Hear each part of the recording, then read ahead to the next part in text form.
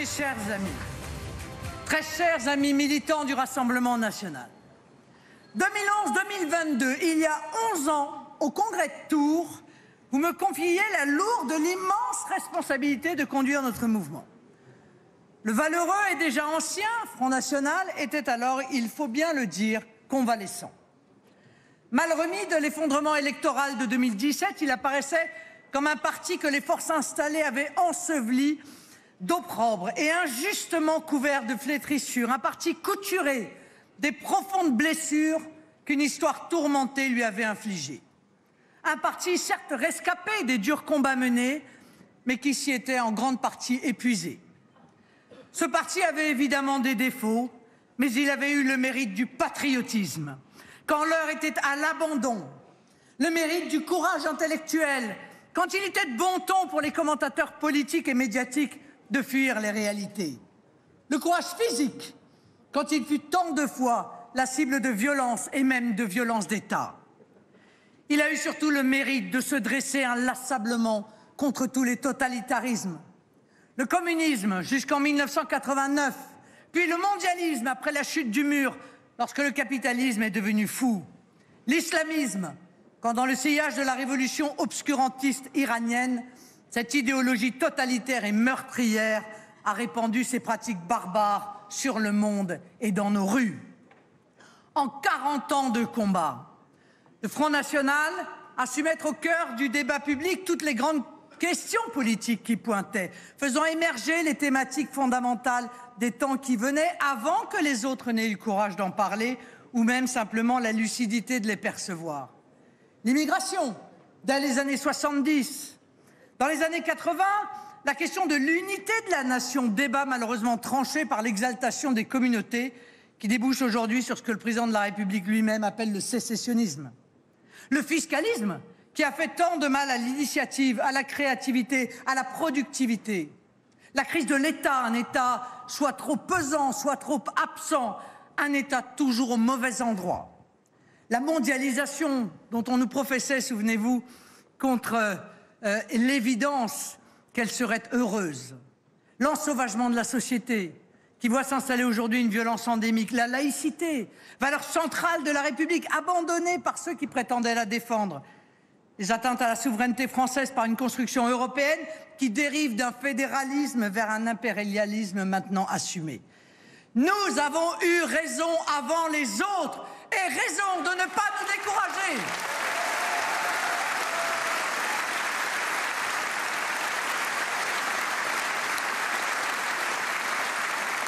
Je dois vous dire, le 16 janvier 2011, j'ai pris la présidence de notre mouvement avec beaucoup de révérence devant la tâche déjà accomplie, avec la conscience que ce qui avait été réalisé l'avait été par un amour exclusif et immodéré de la patrie, par dévouement à la France et à son peuple.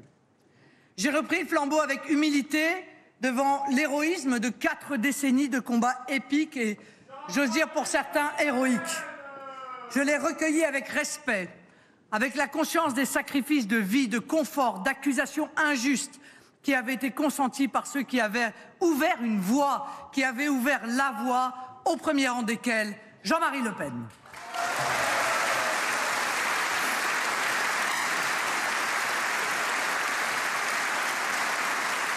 Mais en prenant entre mes mains cette petite flamme que les militants m'avaient fait l'honneur de me confier, je n'ignorais pas combien elle vacillait. Le moindre souffle, la moindre fausse manœuvre, le moindre ajournement aurait suffi à l'éteindre définitivement. Ce chemin qui avait été si péniblement défriché, il fallait pouvoir y engager le peuple français. Il fallait donc l'élargir, le paver, l'éclairer, pour en faire la route qui mènerait notre famille politique, je l'ai dit pour le jubilé, de l'espoir au pouvoir. Nous savions que l'œuvre était immense, que la tâche serait ardue, le pari hasardeux, une gageure. L'histoire dira si nous l'avons relevé. Qu'il me soit ici permis de remercier du fond du cœur ceux qui ont été de ce combat dès le début, dès 2011, et en réalité, je l'avoue, dès 2002, avec la réactivation de Génération Le Pen. Mes remerciements vont aussi à ceux qui n'étaient pas de cet engagement originel, mais l'ont rejoint. Tous ensemble, nous avons été unis dans le combat et par l'amour de notre peuple. Les artisans patients et opiniâtres de cette cause qui nous dépasse tous, cette cause qui est la plus belle des causes, la France.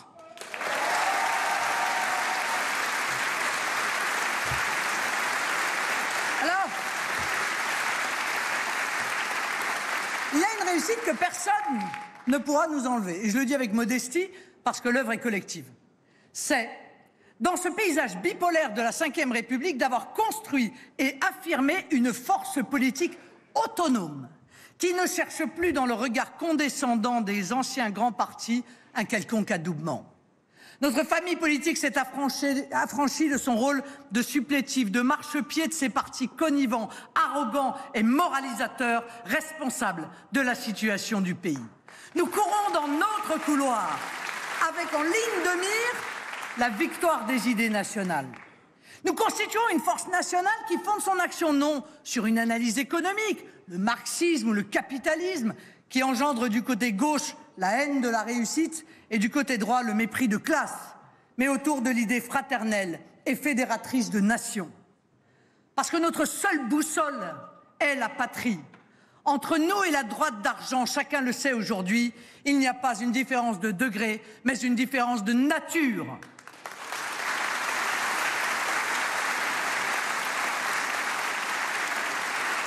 Pour nous, les hommes et les pays ne sont pas au service de l'économie, mais l'inverse.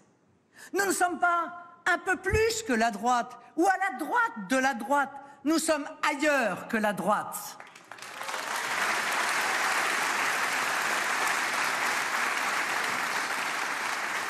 Quant à la vision sociale que nous défendons, elle n'est pas celle de la gauche que nous connaissons et que nous subissons, évidemment. La gauche, elle cherche à maintenir les gens dans l'asservissement, dans la dépendance à l'État que crée la pauvreté. Et au nom d'une générosité planétaire, avec notre argent, à réduire la France à n'être que le guichet social du monde. Nous voulons émanciper les travailleurs par une juste rémunération de leur travail. Nous voulons donner à chacun la chance de réussir en assurant l'égalité des chances et dans l'épanouissement de tous, le soutien de la collectivité nationale. Mais nous voulons aussi garantir à tous les enfants de France, et notamment aux plus vulnérables, mais aussi aux plus éloignés, et je pense à nos compatriotes d'outre-mer, la dignité et le droit à la protection, la fraternité et la solidarité nationale.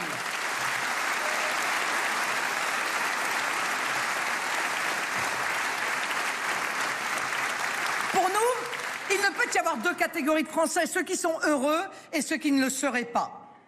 Si je voulais résumer, mes amis, ce que nous sommes les défenseurs du peuple et les défenseurs de tous les peuples.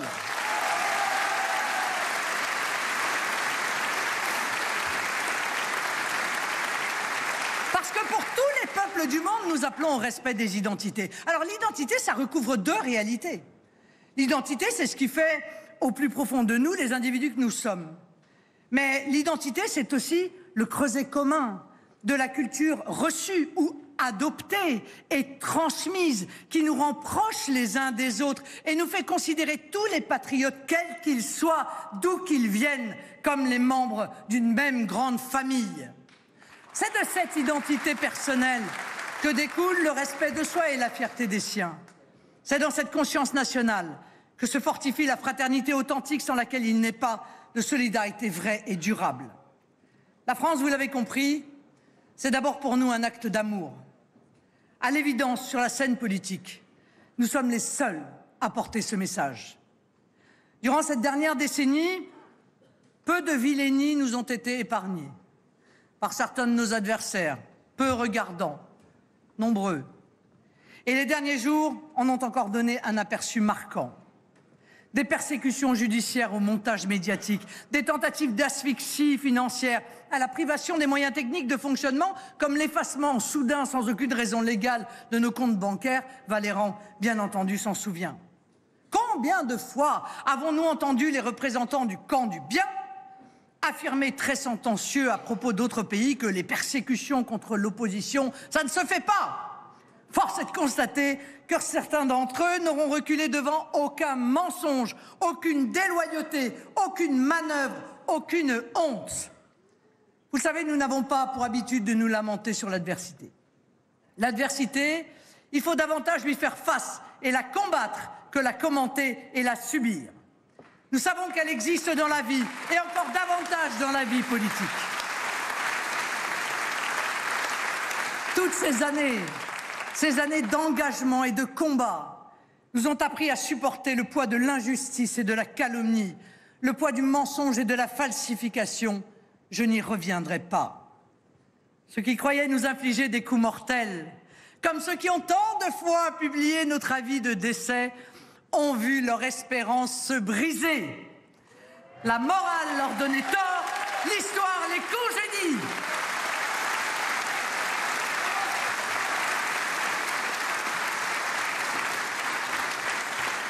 Nous n'avons pas même pour eux de ressentiment. Leur déception d'avoir échoué nous suffit. Pour autant, je tenais à le dire publiquement. Ma famille, comme d'autres familles qui furent engagées dans l'aventure, ont vécu parfois non sans difficulté toutes ces années. Pour ces sacrifices endurés, je veux avoir aujourd'hui une pensée aimante et reconnaissante pour elles.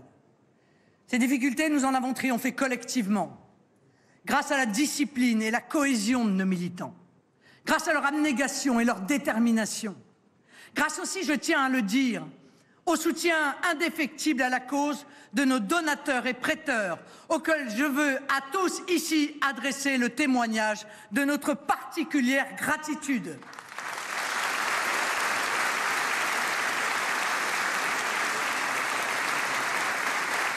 Moi, je n'ai pas la mémoire courte. Je sais que sans eux, l'histoire se serait sans nul doute arrêtée. Sans eux, nous n'aurions pas eu les moyens de nous présenter aux élections, de développer nos campagnes, de financer nos réunions publiques. Jamais ils n'ont failli. Ils ont toujours répondu présent. Ils ont toujours été là comme des anges gardiens, attentionnés du mouvement. Les mécènes de l'action nécessaire. Ils nous ont assuré le socle indestructible sur lequel nous avons posé nos appuis. Le front a combattu, mais l'arrière a tenu.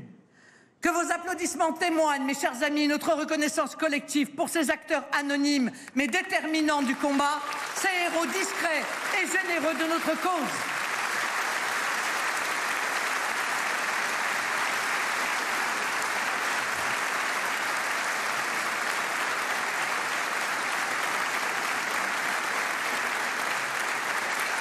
Chers adhérents, la feuille de route sur laquelle vous m'aviez choisi pour la présidence du mouvement comportait une double mission. Un mandat gigogne en quelque sorte. L'affirmation du projet national en France et en Europe et une refondation fonctionnelle et politique du mouvement. Comme dans toutes les communautés humaines, un parti n'échappe pas à la règle. Il est toujours difficile de bousculer les routines installées, de dépasser la facilité du mimétisme, de sortir des chemins tracés par les habitudes, même lorsque parfois elles ne mènent nulle part. Nous avons dû contredire les voix, y compris chez nous, qui s'enivraient de leur insidieux esprit de défaite, ce qui est, je vous le dis, selon moi, pour un patriote, la pire des inconduites. Nous avons renversé la tendance douillette pour certains, mais inféconde pour tous d'entretenir des nostalgies compassées, des visions dépassées, des combats d'arrière-garde, d'absurdes postures de témoignage au nom d'un prétendu panache aussi inapproprié qu'inconvenant. Il a fallu aussi, et j'en assume l'entière responsabilité, se départir de certaines indulgences moralement et donc politiquement inacceptables, des indulgences qui auraient été coupables si elles avaient été tolérées. Vous noterez que durant toutes les crises qui ont jalonné cette période, des gilets jaunes ou du Covid, pour ne citer que ces exemples, nous ne nous sommes jamais départis d'une attitude digne et respectueuse de nos institutions républicaines. Jamais nous n'avons cautionné la politique du pire, qui est la pire des politiques. Nous aimons trop notre pays pour nous adonner à cet exercice destructeur. Un parti n'est pas une fin en soi, parce que seul compte la France, mais il est le moyen de réaliser les grands objectifs que nous nous sommes fixés pour le pays. Je crois pouvoir dire que nous avons réussi la mue que nos électeurs attendaient du mouvement national. Le Front National est devenu le Rassemblement National et a fait entrer le mouvement national français de plein pied dans le XXIe siècle. Il est en mesure aujourd'hui d'offrir au pays un projet d'alternance réfléchi, viable et complet. Dans notre fonctionnement interne, nous avons rompu, parfois avec une excessive verticalité de décision, pour favoriser l'esprit participatif et l'initiative de terrain. Sur le fond, nous avons, j'ose le croire, introduit une approche plus pragmatique en sachant entendre notre électorat et rapprocher nos pratiques, notamment de gestion municipale, des réalités du terrain. Le changement de nom, pour lequel, je vous l'avoue maintenant, il a quand même fallu beaucoup argumenter en interne, apparaît pour tout le monde aujourd'hui comme une évidence. C'est une victoire collective, parce que ce passage très symbolique mais éloquent du front au rassemblement, vous l'avez permis par votre vote éclairé. L'une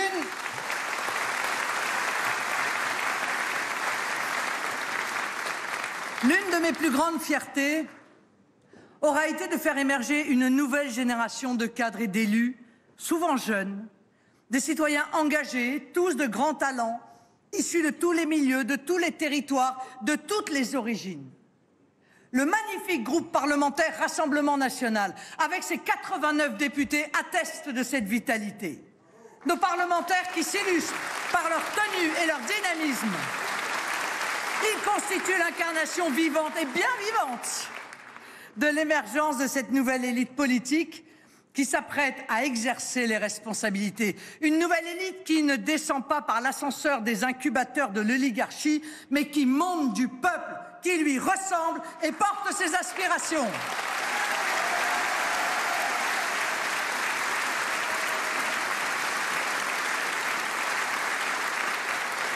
Nos élus, parlementaires, conseillers régionaux, départementaux, municipaux et bien sûr nos maires nous font honneur par leur travail, par leur assiduité, par la défense intelligente, juste et mesurée du bien public. Et puis, il y a le projet politique. En ces temps que nous pressentions de transition, dans ces moments que nous savions suspendus à un point de bascule, dans ce calme apparent qui précédait pour le pays, le continent et le monde, la tempête de l'histoire qui pointait au loin, il nous fallait savoir nous réinventer.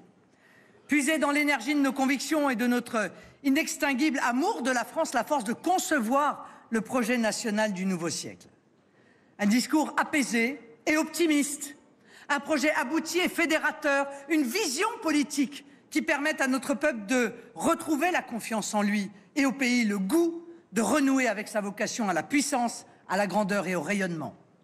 Sur le fond, nous avons occupé le terrain des idées en continuant de faire émerger les nouvelles thématiques encore et toujours et les nouveaux concepts qui structurent chaque jour davantage la vie politique. Le localisme, le patriotisme économique, la démétropolisation, la souveraineté, la sécurité numérique de la France, la souveraineté alimentaire, l'indépendance sanitaire, industrielle et énergétique, la lutte contre l'extraterritorialité du droit américain. Nous avons de surcroît remis à l'honneur la puissante vision diplomatique du général de Gaulle, fondée sur le triptyque constance, indépendance, équidistance.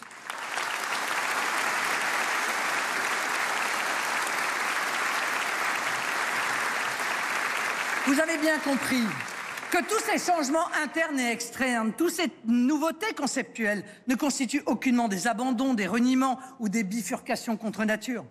Ils sont autant de précisions, d'apports, autant d'ajustements indispensables, d'évolutions qui sont nécessaires. Ce travail de doctrine, cette émergence de cadres spécialisés comme l'esprit de responsabilité qui anime notre mouvement sont la preuve de la maturité d'un Rassemblement national refondé et rajeuni, un grand mouvement populaire qui s'affirme chaque jour davantage comme un véritable parti de gouvernement, le parti du gouvernement de demain.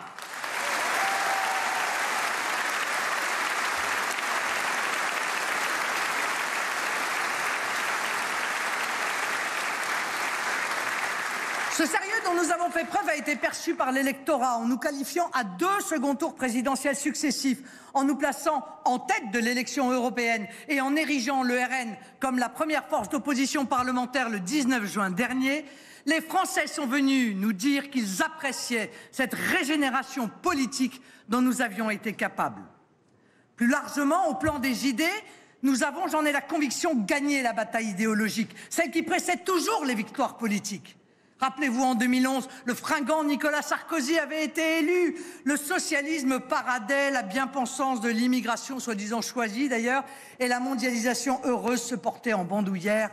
L'ordre ancien, cet ordre politique syndical, social, hérité de la guerre, apparaissait immuable. Et sur le front politique, rien ne semblait pouvoir contrarier l'inexorable mouvement de balancier droite, gauche.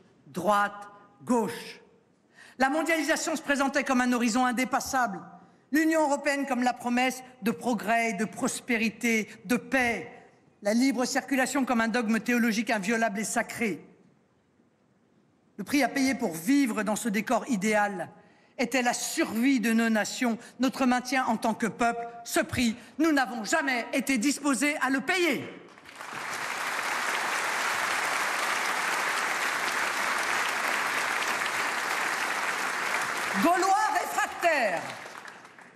Gaulois réfractaires, eh bien oui, nous n'avons pas voulu sacrifier l'héritage de nos aïeux, le bien-être de notre peuple et l'avenir de nos enfants à cette vision frelatée du monde et de l'homme.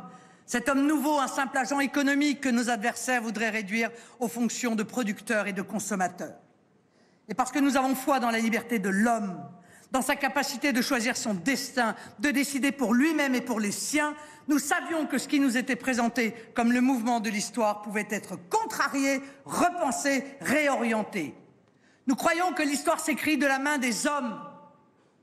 Après l'adhésion idéologique au mondialisme des forces politiques traditionnelles, y compris gaullistes d'ailleurs, nous avons théorisé l'effacement du clivage droite-gauche.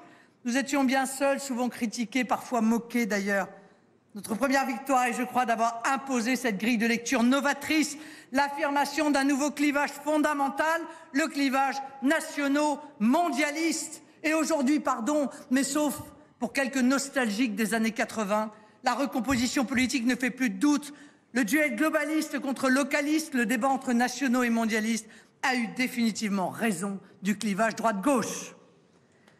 Nous avons toujours su, mes chers amis, qu'un vent nouveau de liberté devait souffler pour que reflottent fièrement nos drapeaux nationaux, pour que l'idée de la diversité des peuples et des gens retrouve enfin sa bienfaisante vitalité, pour que l'homme attaché à sa famille, à sa culture, à son pays, l'homme de quelque part, soit par rapport à l'homme de nulle part réhabilité.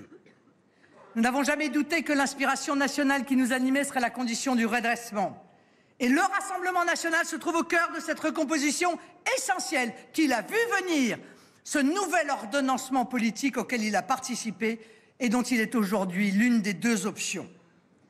Et en même temps que nous formalisions le bouleversement du paradigme politique, nous avons su, je crois, appuyer, renforcer notre doctrine en faisant reposer notre projet sur 3 piliers, comme les 3 piliers d'un pont qui relierait les 2 rives, droite et gauche d'un fleuve, le régalien, en portant la question de la nation, de l'État, de la sécurité intérieure et extérieure et de l'identité française, le quotidien, en portant la question sociale de la protection des plus exposés et de la défense de la fraternité nationale, le citoyen, par le respect de la volonté populaire et par extension par la défense de la souveraineté nationale et de l'indépendance de la France. Quand je vois le chemin parcouru, les résultats obtenus, je crois pouvoir dire qu'en ces 10 années, mes amis, la maison commune qu'est le Rassemblement national a pu voir ses fondations consolidées, ses murs porteurs redressés, sa charpente édifiée et le toit protégé. Oh, bien sûr, tout n'a peut-être pas été parfait. Mais, vous le savez, rien ni personne n'est parfait. Et l'histoire nous jugera à l'aune du chemin parcouru, en termes politiques et stratégiques, comme en termes d'image ou de nombre d'élus. Mais je le sais, il reste encore beaucoup à faire. J'en suis consciente et sachez-le, je ne quitte pas la présidence de notre mouvement pour partir en vacances. Je reste plus que jamais mobilisée. Il n'y aura pas de repos pour moi, comme pour chacun d'entre nous. que lorsque nous aurons redressé le pays, pour l'avenir, pour le mouvement comme pour la France, il va de soi que je serai où le pays et la cause nationale auront besoin de moi.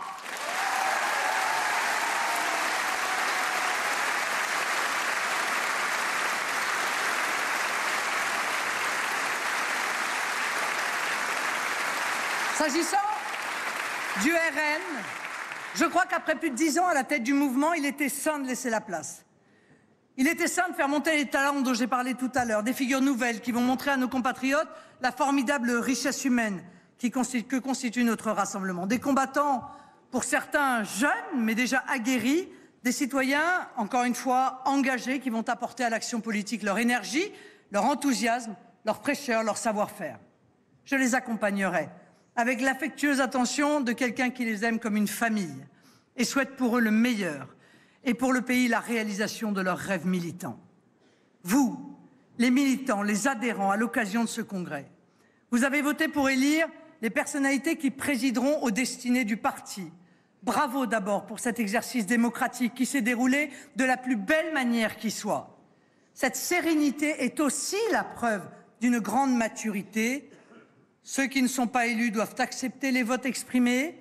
Ceux qui le sont ne doivent jamais oublier que la première règle demeure la fraternité militante.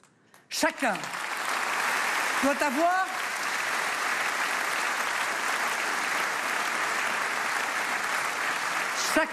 avoir à cœur d'être à son poste avec humilité et dévouement, avec la volonté de servir et la détermination de vaincre, avec l'intime conviction que la cause que nous défendons dépasse nos égos, nos destins personnels et même nos personnes. Tous, nous devons ne jamais perdre de vue que l'unité française, qui constitue l'âme de notre projet, exige de savoir accueillir tous les patriotes d'où qu'ils viennent et de proposer au pays un grand projet fédérateur.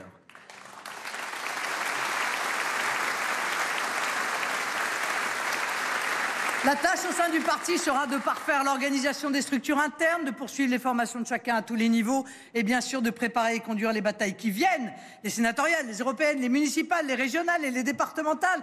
Et si entre-temps il n'y a pas une dissolution, sinon il faudra aussi préparer des législatives.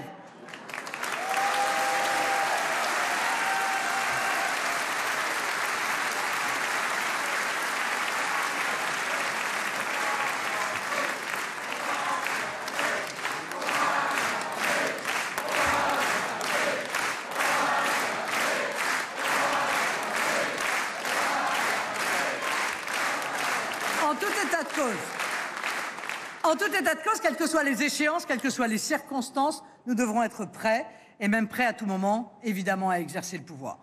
Cela exige 3 impératifs: du travail et encore du travail.